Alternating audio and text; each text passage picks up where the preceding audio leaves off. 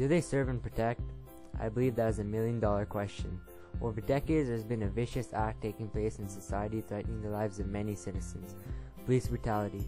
Police brutality is unnecessary physical force against an individual. It may be in the form of verbal abuse, intimidation, sexual abuse, racial profiling, false arrests, and many more.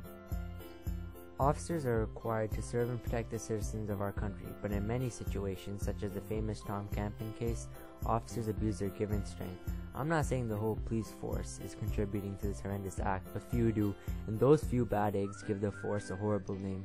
Police officers hold more power than the citizens of a nation. They have the ability to arrest, search, and use deadly force. When they abuse their power, you probably think they're going to be punished, right? Well, you're wrong. Many of these officers just receive a suspension, and after it, they're able to work again and free to abuse their powers. A few years ago, a man named Tom Campin was beaten severely by two RCMP officers in British Columbia. He was at a bar when two RCMP officers were called at the bar to observe a troubled woman causing disturbance. The officers were about to arrest her when he put his hand on the officer's shoulder just to inform him that she had a couple of drinks. The officer beat him to a pulp for a mere hand gesture that meant no harm. Being beaten is like an emotional downfall. You feel as if you are powerless and just have to take the hit and get back up.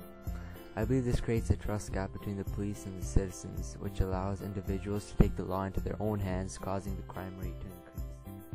Just last week, I was driving and most of the cars in my lane and adjacent to my lane were going a little over the speed limit. Moments later, a police vehicle was spotted taking a right turn, and all the cars in the lanes immediately adjusted their speed to the speed limit. Seconds later, after the police cruiser left, the cars began to speed again. As soon as we see a police cruiser or an officer, we'll feel a sense of fear within us. We'll feel more fear rather than safety in the presence of police. People should not feel intimidated or startled approaching an officer for any help.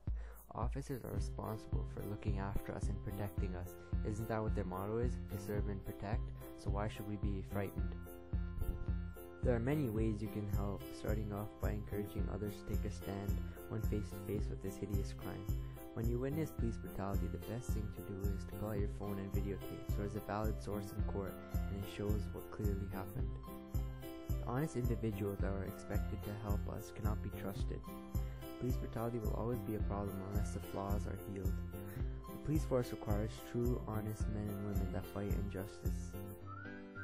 They need individuals who do not abuse their powers and rob people of their innocence. We have a billion problems in the world, police brutality being one of the biggest. Therefore, it is time to take a stand. Justice nowhere and cops everywhere. Thank you for listening to my presentation and have a great day.